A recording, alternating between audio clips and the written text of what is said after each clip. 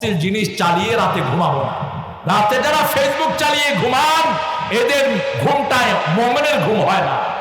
রাসূল সাল্লাল্লাহু আলাইহি ওয়াসাল্লাম বলেছেন, তোমরা যখন বিছানায় যাবে আওয়াইলা ফিরাশি, তোমরা আয়াতুল কুরসি পড়ো, সূরা ইখলাস পড়ো, সূরা নাস পড়ো, ফালাক পড়ো, শরীরের সম্মুখ মুখটা মুছে দাও। মা আয়েশা সিদ্দিকা রাদিয়াল্লাহু আনহা বলতেন, আমরা এই তিনটা সূরা পড়তাম, পড়ে আমি কখনো আমার বরকতি হাতে আমার হাতে আমি ফু দিতাম না। রাসূল সাল্লাল্লাহু আলাইহি ওয়াসাল্লাম যখন ক্লান্ত থাকতেন আমাকে মাঝে মধ্যে বলতেন, আয়েশা তুমি পড়ো। অন্যান্য বিবিদেরকে বলতেন তোমরা পড়ো। তিনারা বলতেন আমরা পড়তাম ঠিক, কিন্তু আমাদের হাতে ফু দিতাম না, কারণ রাসূলের চেয়ে বরকতি হাত পৃথিবীতে আর একটাও নেই। আমরা রাসূলের হাতে ফু দিতাম, সেই হাত আমাদের শরীরে মুছে দিতাম। আপনি গার্জিয়ান, আপনি ঘরের মালিক, আপনি আজকে ঘরে ঘরে জাদু, আজকে ঘরে ঘরে কুফরি কালাম, আজকে ঘরে ঘরে ছেলে মেয়ে অশান্তিতে আছে, আজকে ঘরে ঘরে বাপ ছেলেকে, ছেলে বাপকে মানে না, মাকে মানে না, আছে না নাই? কেন হয়েছে এটা? এটা হয়েছে একমাত্র আমরা হেদায়েত থেকে সরে গিয়েছি। আমরা প্রতিদিন সূরা বাকারা যদি পড়তে পারতাম, আমাদের ঘরগুলো জান্নাতের টুকরায় পরিণত হতো। আমাদের ঘরগুলো সব বিপদ থেকে হেফাজত করে দিতেন কে? আপনি পড়ে দেখেন, আপনি সূরা বাকারা পড়বেন, আপনার বাচ্চার অসুখ ভালো হবে। সূরা বাকারা পড়বেন, আপনার পরিবার জাদুমুক্ত হবে। সূরা বাকারা পড়বেন, আপনার দুষ্ট ছেলেটি আল্লাহ রাব্বুল আলামিন তাকে হেদায়েত দান করবেন। আপনি সূরা বাকারা পড়বেন, আপনার মেয়েগুলো গাইডেন্সে চলে আসবে। আপনি সূরা বাকারা পড়বেন, কোন রকমের বাজে জিনিস আপনার পরিবারে যখন আসবে আপনাকে আল্লাহ টের পাওয়াবেন, অমুক জায়গা থেকে তোমার দুশমনি আসছে, তুমি সতর্ক হয়ে যাও। কাকে বলবো আজকে? আলেমরাই তো পড়ে না আজকে, শুধু একজন আরেকজনের পিছনে লেগে আছে। এরকম আলেম আমাদের দেশে বেশি না কম? কথা বলেন না কেন? একটা ছেলে সহিহ হাদিস বলতেছে, তাকে পর্যন্ত ক্রিটিসাইজ করা হচ্ছে। সহিহ হাদিস বলতেছে, কোরআন তেলাওয়াত করতেছে, তার নিচেও মন্তব্য লেখা হচ্ছে, আজে বাজে মন্তব্য। আল্লাহ আমাদেরকে এগুলো থেকে হেফাজত করুন। আমরা প্রতিদিন একটা আয়াত করে আমরা ফেসবুকে ডাউনলোড করব। যুবকেরা পারবেন আপনারা? দেখি কে কে পারবেন, হাত তুলুন তো দেখি। একটা আয়াত বাংলা, আপনি বাংলাটা একটা আয়াত। এত অল্প কয়জন ফেসবুক ইউজ করেন নাকি? বাংলাদেশে কোন এক মন্ত্রী বলেছিলেন ফেসবুক নাকি ইউজ করে 3 কোটি মানুষ। হ্যাঁ, কত রকমের কথা আমরা শুনি। আল্লাহ আমাদের ভাইদেরকে হেদায়েত দান করুন, বলেন আমিন। আমরা একটা করে আয়াত, একটা করে হাদিস প্রতিদিন ফেসবুকে আমরা ডাউনলোড করি। এবং যে ভাইরা এই কোরআনে অনেকগুলো সাইড আছে, দেখবেন আখেরাতের একটা সাইড আছে, আমি দেখেছি। তারপরে আমার নামে একটা সমর্থক গোষ্ঠী আছে, আমি আর মিজান আর বোধহয় হামজা, নাকি কথা বল না কেন? এই তিনজনের একটা সমর্থক গোষ্ঠী আছে। এরা মাঝে মধ্যে আমাদের খেলাফ কিছু লোকের ওয়াজও দিয়ে দেয়।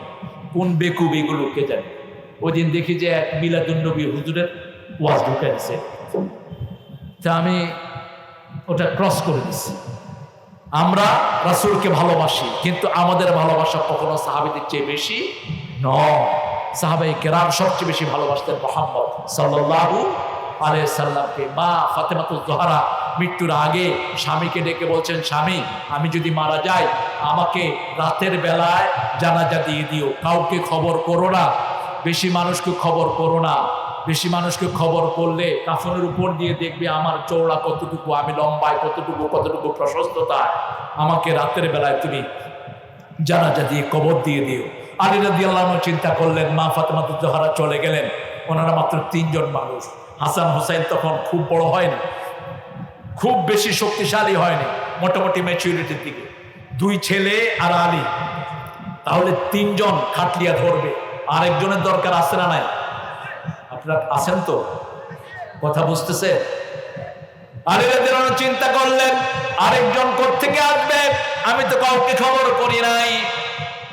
ঘর থেকে বেরিয়ে দেখেন আবু যর গেফারি সামনে এসে হাজির। বলছে, আবু যর তুমি কোত্থেকে এসেছো, কে তোমাকে পাঠিয়েছে? আবু যর রাদিয়াল্লাহু আনহু বলেছেন, গত রাতে আমি স্বপ্ন দেখেছি, আল্লাহর হাবিব সাল্লাল্লাহু আলাইহি ওয়াসাল্লাম আমাকে স্বপ্নে বলছেন আমার মা ফাতেমা দুনিয়া থেকে বিদায় হবে, 4র্থ খাটলিয়ার কোণাটা তুমি ধরে দিও। কি মুহাব্বত এক একজন সাহাবীর সাথে রাসূল সাল্লাল্লাহু আলাইহি ওয়াসাল্লামের। তিনি স্বপ্ন দেখে সেখানে হাজির হয়েছে। আমরা যদি প্রতি রাতে দুরূদ পড়তে পড়তে শুই, আমাদের স্বপ্নে আসবেন মুহাম্মদ রাসূলুল্লাহ সাল্লাল্লাহু আলাইহি ওয়াসাল্লাম। আর যদি ইন্টারনেট টানতে টানতে শুই, ঈমানও শেষ, দুনিয়াও শেষ, আখিরাতও। আপনি কোন সময় ঘুমিয়ে পড়বেন আপনি জানেন না। হয়তো যেই ছবিটার উপরে আপনার ঘুম ভেঙেছে ওই ছবিটা আল্লাহ পছন্দ করেন না। এরকম হতে পারে কি পারে না? পারে। সেজন্য আপনি সূরাগুলো পড়েন, সূরাগুলো পড়ার পর চোখ বন্ধ করে দেন। রাসূল আর্লি ঘুমাতেন। এখন মেডিকেল সায়েন্স বলছে যারা আর্লি ঘুমায়, এশার সাথে সাথে ঘুমায়, তাদের ক্যান্সার হয় না। তাদের ব্রেন থেকে একটা রস যায়, রস বেরিয়ে ওই ক্যান্সারের জার্মগুলোকে মেরে ফেলে। আজকে মেডিকেল সায়েন্সের ডাক্তাররা চিৎকার করে বলছে, ইন্টারনেটে ডাক্তার শেঠি, এই যে ভারতের সবচেয়ে বড় হার্টের ডাক্তার যিনি বিশ্ববিখ্যাত, তিনি বারবার করে বলছেন, if you get rid of cancer, আপনারা যদি ক্যান্সার থেকে নিজেরা মুক্ত হতে চান তাহলে আপনারা রাতে আর্লি ঘুমান। ক্যান্সার, ব্লাড প্রেশার, যতগুলো বড় বড় রোগ আছে সবগুলো রোগের একমাত্র উৎপত্তি স্থল হলো অধিক রাতে ঘুমানো, রাত জাগা, দিনে কাজ করা। আমাদের অবস্থা উল্টা হয়ে গেছে। আল্লাহ রাত থেকে লেবাস করেছেন। লেবাস মানে পোশাক।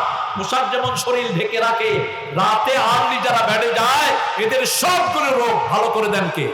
আল্লাহ রাব্বুল আলামিন। আপনি ঠিক 10টায় শুবেন, 3টায় উঠে যান। আর্লি যারা উঠে সব রোগের ঔষধ। রাসূল সাল্লাল্লাহু আলাইহি ওয়াসাল্লাম বলেছেন, তিরমিজির সহিহ বর্ণনা, যারা রাতে দাঁড়ায় তাদের 5টা লাভ হয়। কয়টা লাভ? 5টা লাভ। প্রথম লাভ, তারা আল্লাহর নিকটে চলে যায়। কুরবাতুন ইলা রাব্বি, আল্লাহর নিকটে চলে যায়। দ্বিতীয় লাভ, সে ওই রাতে যা বলে সেটা শুনেন কে? তৃতীয় লাভ, এরা নবীদের কাছে কাছে নবীদের মহাব্বত এরা পায়, কারণ সব নবীদের অভ্যাস ছিল তিনারা তাহাজ্জুদের নামাজ পড়তেন। চতুর্থ হলো শরীর ভালো থাকে। শরীর কি থাকে? ভালো থাকে। পঞ্চম হলো সব বিপদ থেকে আপনাকে হেফাজত করে দিবেন কে? এই 5টা জিনিস। কিয়ামুল লাইল শরীর ভালো রাখে। যত দাঁড়িয়ে থাকবেন, আজকে ফিজিক্যাল এক্সারসাইজ যারা করে তাদের জন্য এই যে দাঁড়িয়ে থাকাটা, এটা একটা শ্রেষ্ঠ এক্সারসাইজ। এটা শরীরের সবগুলো অর্গানগুলো সমানভাবে রক্ত পাস করে।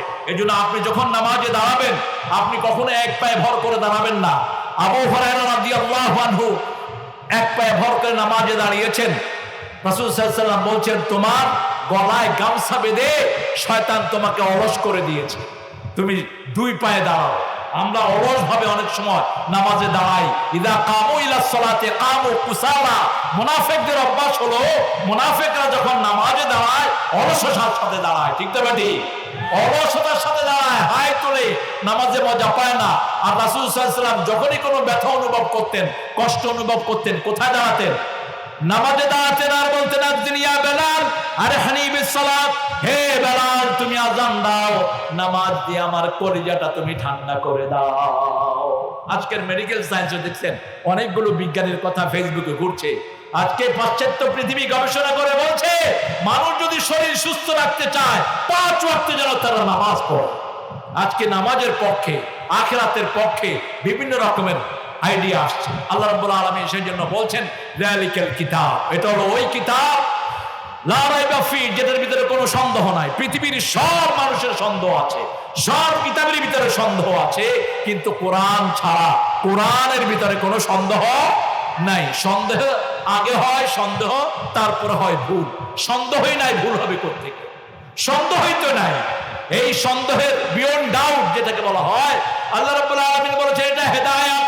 হেদায়েতের যতগুলো দিক সব আমি এটার ভিতরে দিয়েছি। এই হেদায়েত যারা পেতে চায় তাদের প্রথম কাজ হলো আল্লাযীনা ইউমিনুনা বিল গায়বি ওয়া ইউকিমুনাস সালাতা ওয়া মিম্মা রাযাকনাহুম ইউনফিকুন। 3টা কাজ একটা আয়াতে। কয়টা কাজ? 3টা। প্রথম হলো গায়বের প্রতি ঈমান। গায়বের প্রতি ঈমান। গায়বের প্রতি যারা ঈমান রাখে তারা কখনো কোনো নাস্তিকের সাথে সম্পর্ক রাখতে পারে না, কোনো বেনামাজির সাথে সম্পর্ক রাখতে পারে না। আপনার মেয়েরা, ছেলেরা কার সাথে সম্পর্ক রাখে এগুলো খেয়াল রাখবেন। আজকে বেনামাজির সাথে সম্পর্ক রেখে বহু ছেলে জীবন হারাচ্ছে। আপনারা দেখেছেন কিছুদিন আগে পাহাড়ি একটা ঘটনা এসেছে। একটা ছেলেকে রেঁধে খেয়েছে পাহাড়ের কিছু ছেলে। দেখছেন না আপনারা? কথা বল না কেন? কত নোংরা! এটা বন্ধুত্ব? আপনি কাকে বন্ধু বানাচ্ছেন? রাসূল সাল্লাল্লাহু আলাইহি ওয়াসাল্লাম বলেছেন, ইলতামিসুল জারা ক্বাবলা শিরা'আদ দার ওয়া রাফিকা ক্বাবলা তরিক। রাস্তায় চলার আগে বন্ধুর খবর নাও, বাড়ি কেনার আগে প্রতিবেশীর খবর নাও। আপনি কাকে বন্ধু বানাচ্ছেন? কিয়ামতে আফসোস করবেন, ইয়া লাইতানি লাম্মা তাখাযতু ফুলানান খালিলা। আফসোস, আমি যদি এই বেয়াদবকে, এই বেনামাজিকে, এই বিড়িখোরকে বন্ধু না বানাতাম। আমি যদি রাসূলের সাথে বন্ধুত্ব করতাম, রাসূলের অনুসারীদের সাথে বন্ধুত্ব করতাম, কতই না আমার জন্য ভালো হতো। এই জন্য হেদায়েত যাদের কাছে নাই তাদেরকে আমরা বন্ধু বানাবো। ঈমান যাদের কাছে আছে 5 ওয়াক্ত তারা মসজিদে যায়। কোথায় যায়? মসজিদে যায়। মসজিদকে বাছাই বিচাই করবেন না, এটা ওই মসজিদ, এটা সেই মসজিদ, খবরদার। এটা যেন আমরা বাছাই না করি। যে কোনো ইমাম নামাজ পড়ছে, তার নামাজ সহি হচ্ছে, বেসিক সহি। রাসূল সাল্লাল্লাহু আলাইহি ওয়াসাল্লাম বলেছেন, সাল্লু খালফা কুল্লি বিররিন ফাজির। তোমরা নামাজ পড়ো, পাপিষ্ঠ হোক ইমাম, নেককার হোক, তার পিছনে নামাজ আদায় করো। বুখারীর বর্ণনা, যখন উসমান রাদিয়াল্লাহু আনহু হত্যাকারীরা মসজিদে নববীর কব্জা নিল, লোকেরা এসে জিজ্ঞেস করলো, ইয়া উসমান, এই মুনাফিকরা মসজিদের কব্জা নিয়েছে, আমরা কি তাদের পিছনে নামাজ পড়বো? তিনি বলেছেন, নামাজ পড়ো, কিন্তু নামাজের পরে তাদেরকে অনুসরণ করো না, সেখান থেকে বেরিয়ে আসো। কারণ নামাজের ভিতরে যা হুকুম মানি সেটা কার? কথা বলেন না কেন? আল্লাহ। হ্যাঁ, অনেক ইমাম আছেন নামাজ সহি করে পড়তে পারেন না, আছে না নাই? কিন্তু রুকু করে না, এরকম ইমাম আছে না? রুকু করে না, আছে ইমাম? সেজদা করে না, আছে ইমাম? বেসিক তো ঠিক আছে, আপনি আস্তে আস্তে ইমামকে সহি করে দেন। কিছু ইমাম আছেন পুরা শিরকের সাথে মুবতালা, আপনি তাকে বুঝান, ভাই এটা শিরক, জন্মদিবস পালন করা শিরক, মৃত্যু দিবস পালন করা শিরক, আপনি মিথ্যা কসম, আল্লাহ ছাড়া অন্য কারণে কসম করা শিরক, তাবিজ দেয়া শিরক, ঠিক না ঠিক? কথা বলেন না কেন? এগুলো আপনি কইলেন না, এগুলো আপনি কইলেন না। কিন্তু এগুলো করার পরেও আপনি তাকে পরামর্শ দিলেন আপনি সালাতের হক আদায় করতে হবে, আপনি মসজিদ থেকে গায়েব থাকতে পারবেন না। আমাদের মসজিদগুলোকে আস্তে আস্তে আমাদের ইমাম, আমরা যারা সহিভাবে নামাজ পড়ার চেষ্টা করছি, সহি আকীদা পোষণ করছি, আমাদেরকে মানুষের কাছে যেতে হবে যদি ঈমানকে সুন্দর করতে হয়, ঠিক না ঠিক? প্রত্যেক মানুষকে ঈমানের দাওয়াত দিতে হবে। আপনি তাকে মসজিদে নিয়ে যান, মসজিদ কমিটিকে বুঝান, আপনার দায়িত্ব এটা। আপনি যেহেতু সহিতার সন্ধান পেয়েছেন, এখন গলরটা আপনার ভাইকে পরিশুদ্ধ করে দাও, তা আপনার দায়িত্ব, ঠিক না ঠিক? যেমন সাইয়েদনা ইবনে মাসউদ রাদিয়াল্লাহু আনহু সিরিয়ার একটা মসজিদে গিয়েছেন। মসজিদে যাওয়ার পরে তিনি দেখলেন সালাম ফিরানোর পরেই এরা জোরে আল্লাহু আকবার বলতেছে, জোরে তাসবিহ করতেছে। আমাদের দেশে এরকম বোধহয় নাই, কথা বল না কেন? আমাদের দেশে মসজিদের ভিতরে লাফালাফি, জিকির টিকির এগুলো আছে না নাই? তিনি দেখলেন যে জিকির করতেছে, তিনি বলেন, এই তোমরা আমাকে চিনো? সবাই ওনার দিকে তাকালেন। তখন তো আর ফেসবুকের যুগ নাই, সবাই দেখছেন ছোট্ট একজন মানুষ, চিকন শরীর, এত চিকন ছিলেন তিনি। একজন সাহাবী একবার বলেই ফেললেন যে ইবনে মাসউদ, আপনার পা তো ছাগলের পায়ের মতো। রাসূল সাল্লাল্লাহু আলাইহি ওয়াসাল্লাম শুনে বলেন, এই শোনো সাহাবী, এই ইবনে মাসউদের ছাগলের মতো পা কিয়ামতের ময়দানে উহুদ পাহাড়ের চেয়ে বেশি ভারী হয়ে যাবে পাল্লা। ইবনে মাসউদ রাদিয়াল্লাহু আনহু আরদা, যিনি তেলাওয়াত করলে রাসূল শুনতেন আর বলতেন, ইবনে মাসউদ তুমি বেশি করে তেলাওয়াত করো, তোমার তেলাওয়াতটা জিবরাইল আমিন আলাইহিস সালামের সাথে মিলে যায়। অনেক বড় একজন সাহাবী রাদিয়াল্লাহু আনহু আরদা ইবনে মাসউদ, তিনি দাঁড়ালেন, দাঁড়াই বললেন, এই শোনো, রাসূলের কাফন এখনো পুরানো হয়নি, যেখানে রাসূলের শরীর ধোয়ানো হয়েছে জায়গাটা শুকায় নেই, এখনো ইসলামের ভিতরে বেদাত শুরু করেছো কেন? আমাদের দেশে বেদাতকে আবার ভাগও করা হয়েছে, বেদাতে হাসানা, বেদাতে সাইয়্যিনা।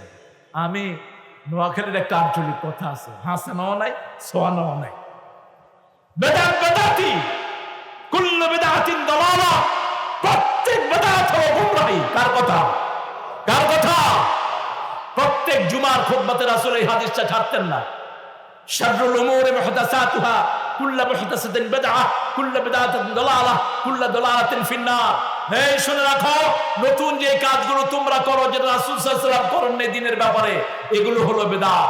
প্রত্যেক বিদআত হলো গুমরাহি, প্রত্যেক গুমরাহি জাহান্নামে যাবে। কার কথা? আল্লাহর কথা বলেছেন মুহাম্মদ রাসূলুল্লাহ সাল্লাল্লাহু আলাইহি ওয়াসাল্লাম, তিনি সেখানে প্রতিবাদ করেছেন। আপনি যখনই কোথাও ইসলাম বিরোধী কাজ দেখবেন, সুন্নাহ বিরোধী কাজ দেখবেন, আপনি মানুষকে বুঝান, আপনি ফায়দা পাবেন। অন্তত আপনি বলার পরে যদি কেউ না মানে, আপনার দায়িত্ব তো আপনি পরিপূর্ণ করলেন। ঠিক না বা ঠিক? রাসূল সাল্লাল্লাহু আলাইহি ওয়াসাল্লাম বলেছেন, মানুষ যখন সৎ কাজের আদেশ ছেড়ে দিবে, অসৎ কাজের নির্দেশ ছেড়ে দিবে, তখন তাদের দোয়া আর কবুল হবে না, তার কোনো মুনাজাত আল্লাহর দরবারে কবুল হবে না। এখন আমরা অনেক কিছু চাই কিন্তু পাই না। ঠিক না বা ঠিক? কারণ আমরা সৎ কাজের আদেশ দেই না, অসৎ কাজ থেকে নিষেধ করি না। আমার একটা অবজারভেশন, করোনার পরে বিড়ি খাওয়া বেড়ে গেছে। বিড়িখোর এখন বেড়েছে ঘরে ঘরে, বাড়িতে বাড়ি। এমনকি ঢাকাতে দেখেছি একটা ইউনিভার্সিটির সামনে ছেলে মেয়ে একসাথে বসে আছে, ছেলে খেয়ে মেয়েকে বিড়ি দিচ্ছে, মেয়ে খেয়ে ছেলেকে দিচ্ছে। আপনাদের বগুড়াতে অবশ্যই এটা এখনো হয়নি, টেনশন নিয়েন না, কলেজগুলোতে গেলে পাবেন, ইউনিভার্সিটিগুলোতে পাবেন। পিতামাতারা খবর নেন আপনার ছেলে মেয়ে উচ্চ শিক্ষার নামে কি করছে, কোন বাংলাতে জড়িয়ে যাচ্ছে। ঠিক না ঠিক? ছোট্ট ছোট্ট বাচ্চারা পর্যন্ত সিগারেট খাচ্ছে। ওই দিন কোথা থেকে আসতেছি দেখেছি স্কুলের ছেলেরা সিগারেট টানতে টানতে বেরোচ্ছে। দাঁড়িয়ে বললাম, বাবারা সিগারেট লুকিয়ে ফেলছে। তো সিগারেট লুকালে তার সিগারেটটা লুকায় না, ধোঁয়া আছে না নাই? তোমার পিছনে ধোঁয়া কিসের, ফালায় দিছে নিচে। বললাম, বাবা তুমি কোন ক্লাসে পড়ো? বলছে, স্যার আমি 7-এ পড়ি। বাচ্চাদেরকে কোরআনের দলে দেন। এই দেশে এখনো বহু ছেলে আছে স্কুলে যায়, কলেজে যায়, তাহাজ্জুদের নামাজ ছাড়ে না, আছে না নাই? কথা বলেন না কেন? বহু ছেলে আছে স্কুল কলেজে যায়, পিতামাতার চোখের দিকে তাকিয়ে কথা বলে। এদের সাথে বলাবান ঢুকিয়ে দেন, এদের সাথে মেয়েদেরকে দিয়ে দেন। যেই মেয়েরা পর্দাশীলা, যেই মেয়েরা নেককারিনী, ফরেজগারিনী, এদের একটা অ্যাকোমোডেশন আপনি করেন। আপনার ছেলেকে আপনি হেদায়েতের পথে দেন, ইমানের পথে দেন, সাথে করে তাকে নিয়ে মসজিদে আসেন। ছেলে কখনো নোংরা হবে না, 5 ওয়াক্ত নামাজে তাকে নিয়ে আসেন। এটা কার হুকুম? আল্লাহর হুকুম। আল্লাহ বলছেন, ইন্নাস সালাতা তানহা আনিল ফাহশাই ওয়াল মুনকার ওয়া লাযিকরুল্লাহি আকবার। নিশ্চয়ই আল্লাহ রাব্বুল আলামিন সমস্ত অন্যায় গর্হিত কাজ দিয়ে নামাজ থেকে, নামাজে যে যায় সেই সব কাজ থেকে ফিরে থাকে, তাকে আল্লাহ ফিরিয়ে রাখেন। নামাজের চেয়ে বড় জিকির আর একটাও নাই। এখন তো নামাজ তো বুঝি না, সবচেয়ে বড় ব্যাপার যেটা সালাত বুঝি না, সেখানে গিয়ে পড়ছি ইয়াকা নাবুদু ওয়া ইয়াকা নাস্তাইন। বাইরে এসে বলছি, নেতা আপনার আদর্শ ছাড়া আমার বাঁচার উপায় নাই। অথচ তোর নেতা একবারও নামাজ পড়ে নাই সারাদিনে। ঠিক না ঠিক? তোর নেতা মদ খায়, তোর নেতা চরিত্রহীন। কিসের নেতা? তো চরিত্রহীন নেতা তোমার হয় কেমনে? তুমি হেদায়েত চাচ্ছ আল্লাহর কাছে, তুমি মসজিদে গিয়ে আল্লাহকে বলছে ইয়াকা নাবুদু, I must worship you, I seek everything from you। সবকিছু তোমার কাছে চাই, শুধু তোমার জন্য মাথা নত করি। তারপরে আপনার এই মাথা বেনামাজের সামনে যায় কেন? আমরা যদি নামাজি হই, আমাদের নেতারাও নামাজি হবে। ঠিক না ঠিক? আমরা যদি সিদ্ধান্ত নেই বেনামাজি কোন নেতাকে আমরা মানবো না, আমাদের দেশের নেতারা ভালো হবে কি হবে? কথা বলেন না কেন? নেতারা আর কিছু না হলেও অন্তত আপনারে খুশি লেগে মসজিদে ঢুকবে। যেমন ভালো ছাত্র যদি কোনো ক্লাসে থাকে, স্যাররা ভালো পড়াশোনা করে আসে। ঠিক না ঠিক? কারণ স্যাররা জানে আমার পড়াশোনায় যদি কোনো ল্যাকিং থাকে, ওইটা ভালো ছাত্র, ওটা আমাকে কি করবে? ধরবে। ডক্টর ফজলুল হক আমাদের দেশের গৌরব, এই ফজলুল হক ক্লাসে গেলে স্যারদের ভুল ধরতেন। আপনারা জানেন এতটা ব্রেনই ছিলেন তিনি স্কুলে যেটা পড়তেন পাতাগুলো, পৃষ্ঠাগুলো ছিঁড়ে ছিঁড়ে ফেলে দিতেন। পিতামাতা বলছে, এই তুই বই ছিঁড়িস কেন? কয়েকটা রাইখা কোনো লাভ নাই, এটা আপনি মুখস্থ করে ফেলছেন। এত ব্রেনই আল্লাহ তাকে করেছেন। তিনি ছিলেন লিটারেচারের ছাত্র, ইংলিশের ছাত্র ছিলেন ক্যালকাটা ইউনিভার্সিটিতে। তো ফাইনাল পরীক্ষার আগে বারান্দায় হাঁটতেছেন, বিশাল দেহি মানুষ, বিশাল দেহি। খেতেন কি? মাত্র 7-8টা মুরগি খেতেন একসাথে, 3-4 কেজি গোস্ত খেতেন, ফজলিয়াম 15-20টা খেতেন। এরকম বিশাল শরীর ছিল তিনি যখন ডাউন টেবিলে গেলেন ইংল্যান্ডে যাওয়ার পরে ইংল্যান্ডের লোকেরা দেখছে বিশাল দেহি বাংলাদেশ থেকে এসেছে। বলছে, জিজ্ঞেস করেছে, all the Bengali people like you? বলছে, হেই টাইগার অফ বেঙ্গল, এই বাংলার বাঘ, বাংলাদেশের সবাই তোমার মতো নাকি? কয়, I am the smallest size of Bengal, আমি বাংলাদেশের ছোট সাইজ। ওরা চিন্তা করলো সর্বনাশ, এইটা যদি ছোট সাইজ, বাংলাদেশের অবস্থা কি? ইস্ট ইন্ডিয়া কোম্পানি বাংলাদেশকে লুট করেছে, আমাদের পুরো ভারতকে লুট করছে, এখনো লুট করছে। এই যে হুবারে যে পয়সাগুলো যায় সব এরা খাচ্ছে। উবার আছে না ঢাকা শহরে, উবার ঢাকা শহরে আছে, চিটাং আছে, সব এই উবারের পয়সাগুলো সব এদের কাছে যাচ্ছে। তো সেই জন্য আপনি যদি দিনদার হন, আপনার ছেলেগুলো দিনদার হবে। আপনি যদি দিনদার হন, আপনি মসজিদে যান, বাচ্চাটাকে হাতে নিয়ে যান, সবসময় বাচ্চাদেরকে রাগের স্বরে কথা বলেন না, অ্যাপ্রিসিয়েশন দেন। আপনার মেয়ে একটা সুন্দর ড্রেস পরেছে, আপনি তাকে বলেন you look so beautiful, you look awesome, my mummy, মা তোমাকে খুব সুন্দর লাগছে। মা এসেছে, মা ফাতেমাতুজ জোহরা সাজতেন। রাসূল সাল্লাল্লাহু আলাইহি ওয়াসাল্লাম একদিন দেখলেন যে আয়েশা ফাতেমা সাজতেছে, রাসূল পালিয়ে গেলেন। কারণ মেয়েরা যখন কেউ সাজে অন্য কাউকে দেখাতে চায় না, ঠিক না ঠিক? সাজার পরে দেখুক, রাসূল আস্তে করে গোপনে পিছনে থাকলেন। যখন সেজে গুজে শেষ হলো, জিজ্ঞেস করলেন, মা তুমি সেজেছো? মা ফাতেমাতুজ জোহরা বলছেন, আমি বান্ধবীদের কাছে যাবো এই জন্য সেজেছি। রাসূল সাল্লাল্লাহু আলাইহি ওয়াসাল্লাম ছোট্ট একটা কথা বললেন, মা শোনো, দুনিয়ার সাজ যদি বেশি হয়, আখিরাতের সাজ থেকে আল্লাহ তোমাকে বঞ্চিত করে দিবে। একটা ছোট্ট লেসন মা ফাতেমাতুজ জোহরাকে তিনি দিলেন। বাস সেই থেকে তিনি সতর্ক, আর কখনো বাইরে যেতে তিনি সাজতেন না। আপনার মেয়েকে আপনি শিক্ষা দিবেন, আপনার ছেলেকে আপনি শিক্ষা দিবেন। ছেলেকে একটু পুরস্কারের কথা ঘোষণা করেন, তুমি 10টা সূরা মুখস্থ করে দাও, তোমাকে আমি এরকম একটা খাওয়া দেব, কোল্ড ড্রিঙ্কস কিনে দেব, ঠিক আছে না? কথা কন না কেন? কোল্ড ড্রিঙ্কস কিনে দিবেন, তাই তো? সবগুলো কোল্ড ড্রিঙ্কস শরীরের জন্য হারাম। সবগুলো কোল্ড ড্রিঙ্কস শরীরকে ধ্বংস করে, লিভার ধ্বংস করে, হাড় ধ্বংস করে। বোতলের স্বাদ খাওয়া হারাম শরীরের জন্য, এগুলো শরীরকে নষ্ট করে দেয়। বোতল ক্যান্সার কন্টেইন করে। আপনি ইউটিউবে এগুলো খবর নেবেন, আপনি ফ্রেশ জিনিস খাওয়াবেন, ডাবের পানি খাওয়ান আপনার ছেলেকে, আখের রস খাওয়ান। আমাদের দেশে আলহামদুলিল্লাহ সব জায়গায় পাওয়া যাচ্ছে। আপনি তাকে ফল কিনে খাওয়ান। ড্রাগন 10টা ঔষধের জন্য শ্রেষ্ঠ উপকারী এখন ড্রাগন, যেটা আমাদের বাংলাদেশে হচ্ছে। এরপরে আমাদের বাংলাদেশের এই যে সিজনাল ফলগুলো, একটা পেয়ারার ভিতরে 1 কেজি আপেলের শক্তি থাকে, অথচ পেয়ারা খায় না। থাইরয়েডের সর্বশ্রেষ্ঠ ঔষধ হলো পেয়ারা। থাইরয়েডের কারণে যারা অসুস্থ হয়ে পড়েন, ঘাড় নাড়াতে পারেন না, তারা প্রতিদিন একটা করে পেয়ারা খান। আবার পেয়ারা খাওয়ার সময় পেয়ারার চামড়াটা ছিলে ফেলি। পেয়ারার চামড়ার ভিতরের চেয়ে বেশি ভিটামিন থাকে। পেয়ারার চামড়া, আপেলের চামড়া কখনো ফেলবেন না। একটা আপেল আপনি খাবেন, ডাক্তার থেকে আপনি দূরে থাকবেন। এইভাবে সব নিয়ামত আমাদেরকে দান করেছেন কে? আল্লাহ বলছেন, ইউমিনুনা বিল গায়ব ওয়া ইউকিমুনাস সালাত, নামাজ কায়েম করো। আমরা বললাম কখন নামাজ কায়েম করব? আল্লাহ রাব্বুল আলামিন বলেন, আকিমিস সালাতা লিদুলুকিশ শামসি ইলা ওয়াসাকিল লাইল ওয়া কুরআনাল ফাজর ইন্না কুরআনাল ফাজর কানা মাশহুদা। সুবহানাল্লাহ তাআলা কিচ্ছু কইতেছেন না দেখি আপনারা কি ঘুমায় গেছেন না? একটু জোরে বলেন তো আল্লাহু আকবার। আরে তুমি নিজেই তো কম। হ্যাঁ আবুল ভাই বলেন তো জোরে, আল্লাহু আকবার, আল্লাহু আকবার। হার্টের শ্রেষ্ঠ ঔষধ আল্লাহু আকবার। এখন পরীক্ষিত এই শব্দগুলো। আপনার 4টা তাসবিহ সবচেয়ে বেশি পছন্দ করেন কে? কয়টা? 4টা। এর বাইরে কোনো তাসবিহ করতে যাবে না, হু হা এসব শয়তানি যেন না হয়। শুধু আল্লাহ জিকিরও কোনো নবী করেন নাই। নবীদের জিকির ছিল পরিপূর্ণ, সুবহানাল্লাহ, আলহামদুলিল্লাহ, আল্লাহু আকবার, লা ইলাহা।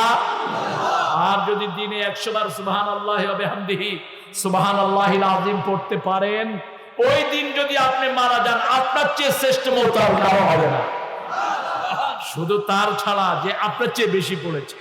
সুবহানাল্লাহ বলতে ইচ্ছা করে না? আমার একজন ওস্তাদ ছিলেন, বর্তমান মুকাদ্দামের খতিব ওবায়দুল হক, আল্লামা ওবায়দুল হক শেখে হাদিস ছিলেন। তিনার সাথে আমি অনেক সফর করেছি। ওনার সফর সঙ্গী হিসাবে আমি দেখতাম হুজুরের মুখ সবসময় লড়তেছে।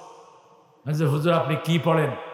বলছি আর কি, আল্লাহি ওয়া বিহামদিহি সুবহানাল্লাহিল আযীম, এটা পড়বেন বেশি বেশি করে। লা হাওলা পড়বেন 100 বার। কয়শো বার? 100 বার। লা হাওলা কি জানেন? কানজুম মিন কুনুজিল জান্নাহ। জান্নাতের অনেকগুলো খনি আছে, এর মধ্যে একটা খনির নাম হলো লা হাওলা ওয়া লা কুওয়াতা ইল্লা বিল্লাহিল আলিয়্যিল আযীম। লা হাওলা যারা পড়ে 100টা বিপদ দূর হয়। আরো আস্তে কোন সুবহানাল্লাহ। সবচেয়ে ছোট বিপদ হলো দুশ্চিন্তা। যখনই কোনো দুশ্চিন্তা পড়ছেন কি পড়বেন? লা হাওলা ওয়ালা কুওয়াতা ইল্লা বিল্লাহিল আলিয়ুল আযীম। রাসূলুল্লাহ লম্বা করতেন, লা না'বুদু ইল্লা ইয়্যা মুখলিসিনা লাহুদ্দিন ওয়ালাউ কারিহাল মুশরিকুন। হিসনুল মুসলিম প্রত্যেকের ঘরে ঘরে নিয়ে নেবেন। কি বললাম? হিসনুল মুসলিম। এটা বাংলাতে হিসনুল মুসলিম। মদিনা ইউনিভার্সিটির ছাত্ররা বের করেছে 450 দোয়া, সবগুলো সহি রিওয়ায়াত। আলহামদুলিল্লাহ বলে। তাহলে নামাজ 5 ওয়াক্ত কে কে পড়বো না একটু হাত তুলে দেখান তো ভাইয়া। আল্লাহ কবুল করুক আমার ভাইদেরকে। নামাজ পড়লে কি লাভ বলেন তো? নামাজ যারা 5 ওয়াক্ত পড়ে, রাসূল বলেছেন মসজিদে যারা পড়ে ফাস্তাশহাদু বিল ঈমান, এদেরকে ঈমানের সার্টিফিকেট দান করে দাও। একজন লোক 5 ওয়াক্ত নামাজ বুঝে পড়বে আর মুনাফিকি করবে, এমনটা কখনো হতে পারে না। একজন লোক 5 ওয়াক্ত সালাত বুঝে পড়বে আর সিনেমা হলে যাবে, মানুষের হক খাবে, দরিদ্রদের পয়সা খাবে, ভিক্ষুকদের ভাতা খাবে। আছে না নাই? কথা বল না কেন? করোনার চাল পর্যন্ত খায়া ফেলাইছে, এরকম ডাকাইতে সব ঘুরায় দেয়। হ্যাঁ, কারা এরা? এরা নামাজ পড়ে না। নামাজ পড়লেও ওয়ালা ইয়াযকুরুনাল্লাহ ইল্লা কালিলা, আল্লাহর জিকির খুব বেশি একটা করে না। কত তাড়াতাড়ি নামাজ পড়বে পাঠ করে। রাসূল কোন সালাতে কোন কেরাত পড়তেন সেগুলো পর্যন্ত হাদিসে বর্ণিত হয়েছে। সবচেয়ে লম্বা সালাত কোন সালাত? জোরে বলেন, আরো জোরে বলেন। কত আয়াত? 40, 60, 80, 120। শুধুমাত্র 3 কারণে ছোট করেছেন ফজরের সালাত। বাচ্চার কান্না ছোট করেছেন, অসুস্থতা ছোট করেছেন, বৃদ্ধ কোনো মানুষ এসেছে যুদ্ধের সময় ছোট করেছেন, বাচ্চা কেঁদেছে নাচ ফালাক দিয়ে ফজর পড়িয়ে দিয়েছেন। সাহাবায়ে কেরাম কিছু হলেই প্রশ্ন করতেন। আমরা প্রশ্ন করব, আমরা না বুঝতে প্রশ্ন করব যারা কোরআন জানে তাদেরকে। ঠিক না ভাই? আমরা 5 ওয়াক্ত পড়বো তো? দেখো হাত তুলে দেখেন তো কারা কারা। আল্লাহ আপনার এই হাতগুলো কবুল করো। আরো চিৎকার করে বলেন আমিন। আমাদের সবাইকে নামাজ কায়েমকারী বানিয়ে দেন, বলেন আমিন।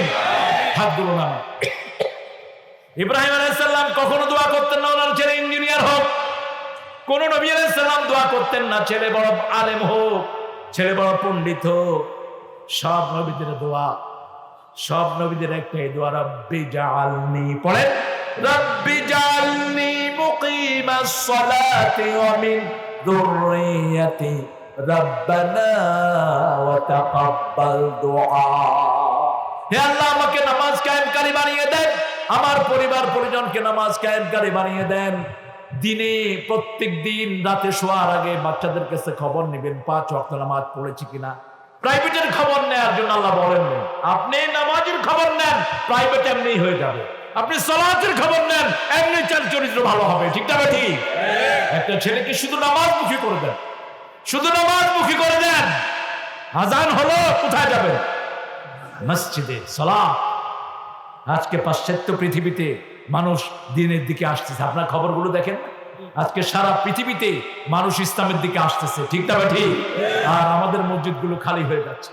আপনি ফজরের সময় মসজিদে যান, টার্কিতে একটা বড় প্লেয়ার বলেছে, আমি ফজরে মসজিদে গিয়েছি আজান শোনার পরে, ভূমিকম্প হয়েছে, আমি এসে দেখি আমার কোনো বন্ধু নাই হোটেলে, সব মারা গেছে। আল্লাহ আমাকে ফজর উসলে বাঁচিয়ে রেখেছে। রাসূল সাল্লাল্লাহু আলাইহি ওয়াসাল্লাম বলেন, মান সাল্লা সুবহা ওয়া হুয়া ফি যিম্মাতিল্লাহ, যে ফজরের নামাজ পড়ে আল্লাহ তার দায়িত্ব গ্রহণ করে নেয়। মান সাল্লাল বারদাইন দাখালাল জান্নাহ, 2 ঠান্ডার নামাজ যে পড়বে সে জান্নাতি হয়ে যায়। লাইয়ুল জান্নাহ মান সাল্লাল বারদাইন, কখনো আগুন তাকে স্পর্শ করবে না যে 2 ঠান্ডার নামাজ আদায় করে। সুবহানাল্লাহ বলে। এখন নামাজও পড়ে কিন্তু ওজনেও কম, নামাজও পড়ে মদ, কথা কন না, নামাজও পড়ে জমির আইলো কেন? কারণ নামাজে কি পড়ে সে বুঝে না। বড় একজন আল্লামা বলেছিলেন, পরীক্ষায় প্রশ্ন এসেছে সালাত কি কি কারণে নষ্ট হয়। ছেলে রেখে দিয়েছে টমেটো, খিরা, পেঁয়াজ, আগে কাটে রাখলে সালাত নষ্ট হয়ে যায়।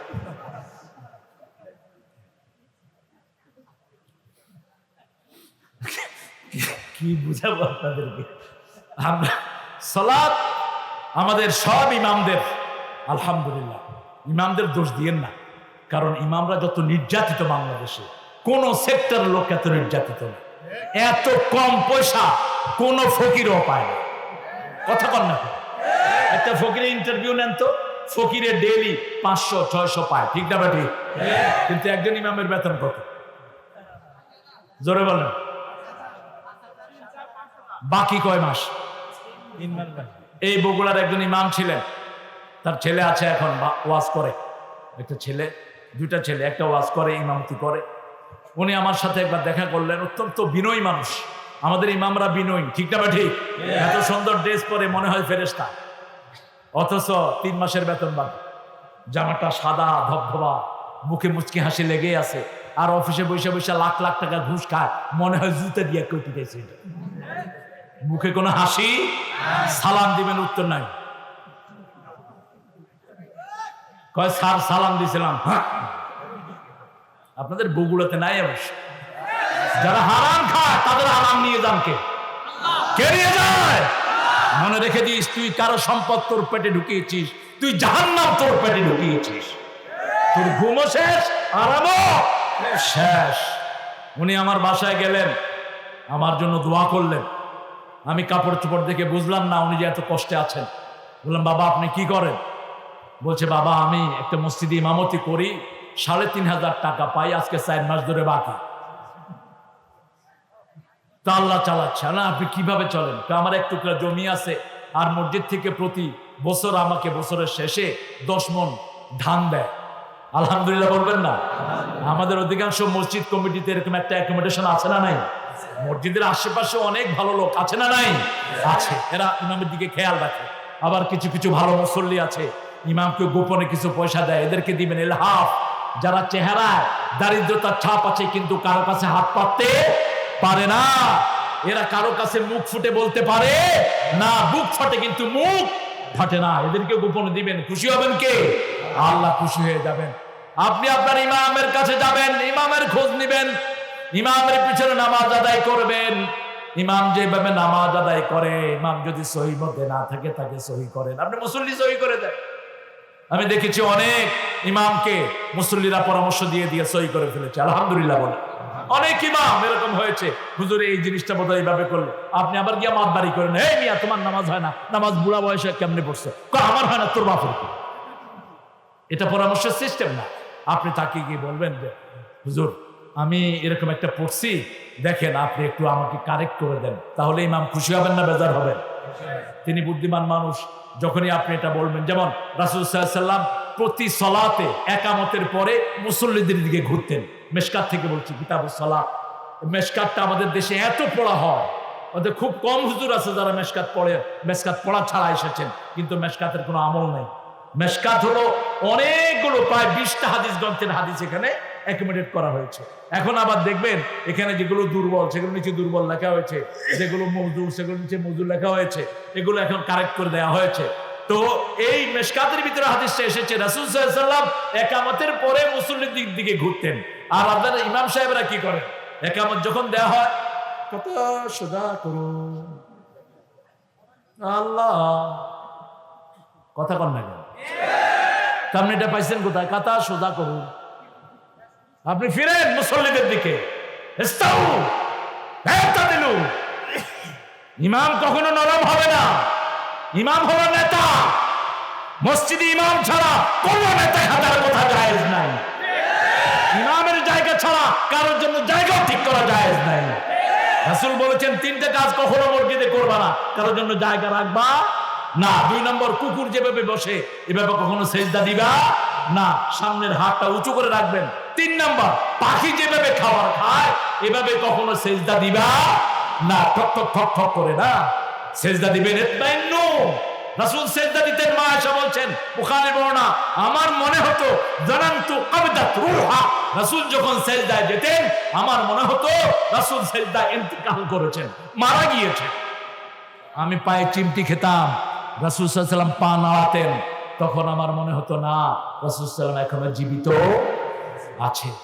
আপনি মুসল্লিদের দিকে ফিরে বলেন, রাসূল 4টা কথা বলতেন। কয়টা? একেবারে রেগুলার বলতেন ইস্তাউ ইআতাদিলু তারাসাউ ওয়াসাদ্দুল খালাউ ইয়ারহামুনি ওয়া ইয়ারহামুকুমুল্লাহ। কাতারের মধ্যখানে যে গ্যাপটা রাখেন এই গ্যাপটা বন্ধ করতে বলতেন। কারণ কি? এই গ্যাপটা মানে আমাদের অন্তরের গ্যাপ। এই গ্যাপটা মানে আমাদের ভিতরে হিংসা ঢুকছে, বিদ্বেষ ঢুকছে, মারামারি ঢুকছে, হানাহানি ঢুকছে। ঠিক না ভাই? রাসূলুল্লাহ সাল্লাল্লাহু আলাইহি ওয়াসাল্লাম বলছেন আমি যেটা দেখি তোমরা সেটা দেখো না। তিনি নামাজে দাঁড়াতেন সামনের দিকে তাকিয়ে, কিন্তু পিছনের দিকে দেখার ক্ষমতা তাকে দিয়েছেন কে? আল্লাহ দিয়েছেন। তিনি বলতেন তোমরা যখন লাগাও না মধ্যখানে শয়তান ঢুকে থাকে। কে ঢুকে থাকে? শয়তান ঢুকে থাকে। আর যারা পায়ের সাথে পা লাগায় রাসূল বলেছেন আল্লাহ এদের জন্য একটা বেহেশতে বাড়ি বানায় দেন। এখন আপনারা বলবেন যে হুজুর আপনি তো আহলে হাদিস। সবচেয়ে বড় আহলে হাদিস ছিলেন ইমাম আবু হানিফা। তিনি বলতেন ইজা সাহাল হাদিস ফাহুয়া মাযহাবি, সহিহ হাদিস যেখানে আমার মাযহাব সেখানে। যখন সহিহ হাদিসের এগেইনস্টে আমার কোনো কথা বাবা ওয়ালের উপরে নিক্ষেপ করে মেরে দাও। এত বেশি আমরা সবাই হাদিসের অনুসারী। ঠিক না ঠিক? আমরা দলাদলি করব না, হানাহানি করব না। আপনি একজন বাবাকে বলে দেন আমি তো দেখেছি আমাদের কোন মসজিদে এই হাদিসটা বলার পরে কোনো মানুষ রিঅ্যাক্ট করে নাই, কোনো মানুষ বলে নাই যে হুজুর এটা তো আহলে হাদিস আপনি এটা করতে বলছেন না। আমরা সবাই সব মুসলমানরাই আমরা হাদিসকে ভালোবাসি। ঠিক না ঠিক? আপনি যখন মসজিদে বলবেন বাবা আপনি যদি আপনার ভাইয়ের সাথে লেগে দাঁড়ান পা লাগান তাহলে জান্নাতে আল্লাহ আপনাকে একটা বাড়ি বানায় দেবে। আপনি দেখেন তো কে না লাগায়, বুঝাতে হবে তাহলে ভালোবাসা দিয়ে বুঝাতে হবে। ঠিক না ভাই? ফজর পড়লাম, জোহর পড়লাম, আসর পড়লাম, জোহরের সবচেয়ে লম্বা কেরাত পড়তেন, 5 ওয়াক্ত নামাজ পড়লাম, পড়ার পরে নামাজ কবুল হবে না। অমিম্মা রাযাকনাহু ইউনফিকুন, পয়সা দিতে হবে। যেমন আজকে এসেছেন মাদ্রাসার জন্য যতটুকু পারেন দিয়ে যান। এই রাতও আপনার জীবনের শেষ রাত হয়ে যেতে পারে। অথবা নিয়ত করেন এখানে একটা দিনের প্রতিষ্ঠান গড়ে উঠেছে, আমি এটার কারণেই তো আজকে আপনার এত সুন্দর মানুষেরা আপনি এখানে হাজির হয়েছেন।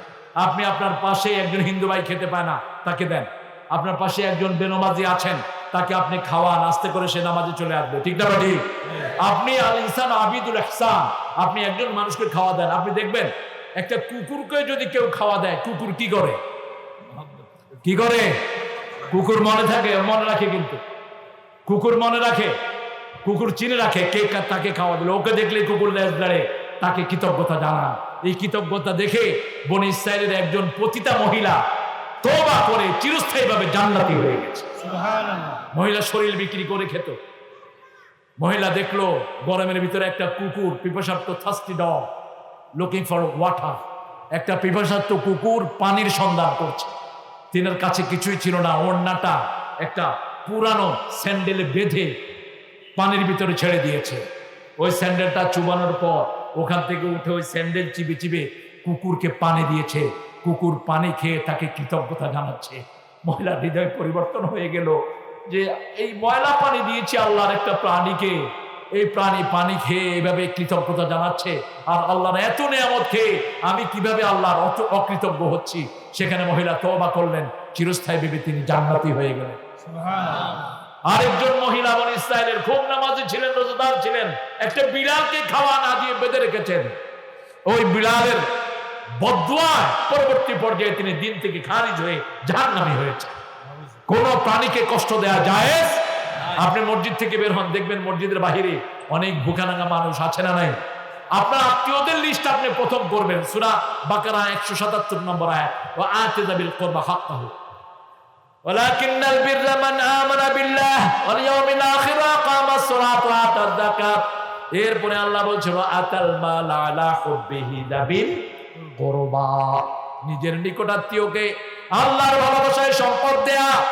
নামাজ পড়বেন, মাথায় চিন্তা রাখবেন আমার কোন আত্মীয় গরিব, কোন আত্মীয়র ঘরে খাবার নাই, কোন আত্মীয় দিন এনে দিন খেতে পাচ্ছে না, তার বাড়ি চলে যান, গোপনে গিয়ে তাকে টাকা। আপনার আপন ভাই জাকাত দেওয়ার সময় কয়ে দিবেন দর তোরে জাকাত দিতে আছে, ভাই কইব শালা তোর জাকাত তুই খা।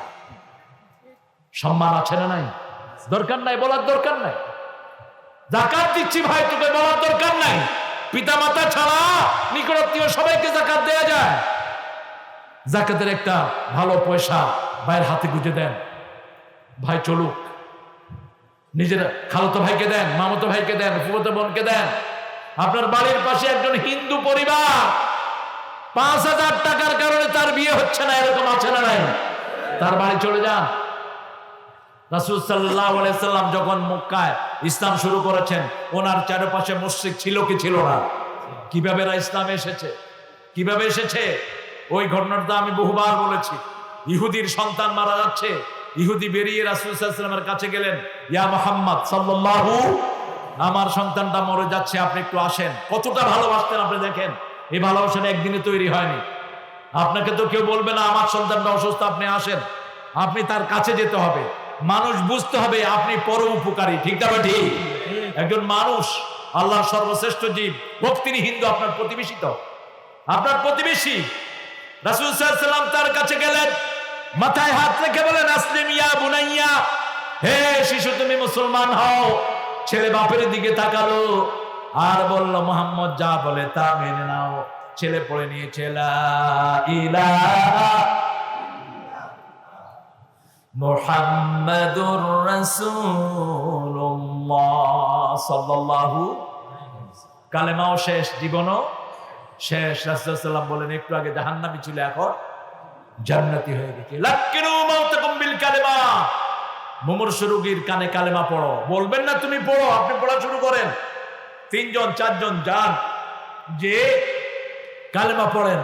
যদি ওই সময় সে কালেমা পড়ে আর ওই সময় আল্লাহর কাছে যেতে পারে, আল্লাহ তাকে মাফ করে দিতে পারেন। যার শেষ কালেমা হবে এই কালেমা, তাকে আল্লাহ মাফ করে দিবেন। এটা শুধু রাসূলের হাদিসে না, এটা হিন্দু শাস্ত্র পর্যন্ত লেখা আছে। সেজন্য আমরা প্রথম ঈমান আনবো কার উপর? ঈমানের জন্য দোয়া করবেন, আতিনি ঈমানান কামেলা, হে আল্লাহ আমাকে কামেল পরিপূর্ণ ঈমান দেন। রাসূল প্রতিদিন সকালে একটা দোয়া করতেন, দোয়াটা করে আমরা শেষ করে দেব ইনশাআল্লাহ। হ্যাঁ, আমাদের মায়েরা এসেছেন, আমাদের নেয়ামত। আমাদের রফিকে একজন বোন আছেন এখানে।